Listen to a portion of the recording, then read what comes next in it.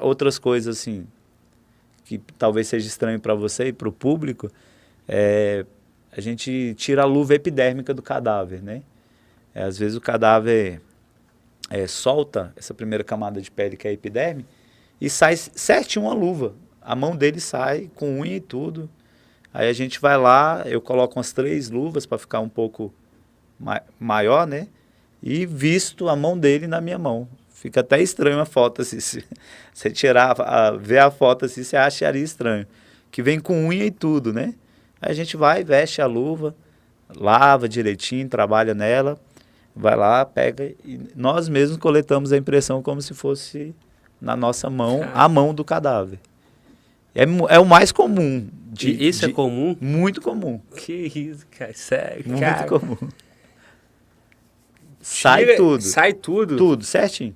Às vezes sai da mão perfeitamente. Às vezes sai só do dedo, às vezes só da falange distal, que é a última aqui da unha. O que tiver de recurso, de material, a gente tenta utilizar. E nesse caso é o quê? É depois de um tempo? É porque usou algum produto? Às vezes é um meio que ele está... Por exemplo, isso é muito comum que eu citei em cadáveres afogados. Sim. Né? Asfixia aquática, né? Tipo assim, por água, né? Muito comum. Incha muito a pele, depois ele cede um pouco. No que ele cede, aí a epiderme destaca. A gente chama de destacamento espontâneo da epiderme. E aí a gente veste essa... Igual eu te falei, às vezes a mão toda, né? Às vezes a gente vai lá e corta só aqui. Aí fica ainda a derme da pessoa. Às vezes está ruim essa epiderme. A gente tira a impressão da derme, diretamente da derme, que está mais preservada. Cara, a gente faz malabarismo assim que você não faz ideia. Eu lembro de um caso que me chamou a atenção, essa questão do esforço na identificação humana, que foi o seguinte: a mulher ela foi carbonizada, o cara matou lá a mulher e carbonizou com o objetivo de não identificar mesmo o corpo. E aí o rosto carbonizou bastante, parte aqui do corpo. Mas ela fez assim, ó, na hora que foi carbonizada, e preservou a parte interna da mão. Queimou aqui por fora, ficou aquele toquinho assim queimado. Mas quando esse caso eu que trabalhei, eu estendi a mão dela para ver por dentro, percebi que estava preservado o polegar aqui. Não totalmente. Estava um pouco queimado, mas estava preservado. E aí, tipo, virou uma borracha o dedo dela, por causa da carbonização. Eu fiz uma incisão no polegar dela, tirei a epiderme com cuidado, e aí por fora estava queimado, mas por dentro estava intacto. Aí eu tirei a impressão digital para o lado de dentro da pele.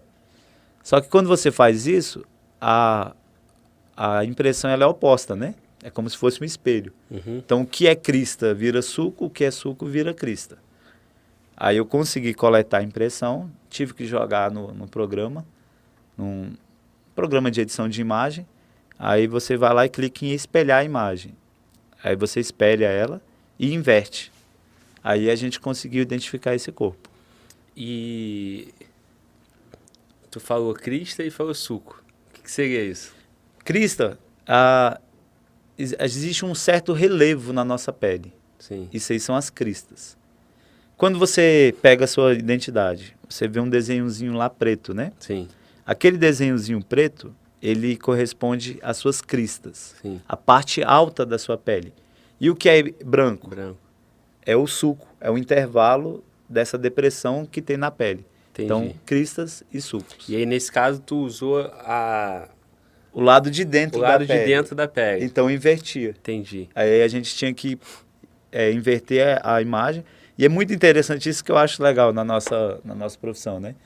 É interessante porque você vai lá no conhecimento de física para entender isso aí. Porque senão, quando eu tirei a impressão, eu vou te dar um exemplo, talvez você não entenda, mas aí você pergunta que a gente... Sim.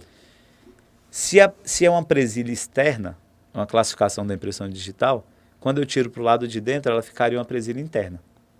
Entende? O delta vai ficar o oposto do que deveria. Então, eu tenho que fazer isso. Se eu não tenho conhecimento de física, eu vou lá, eu só olho, pô, essa pele está queimada aqui por fora.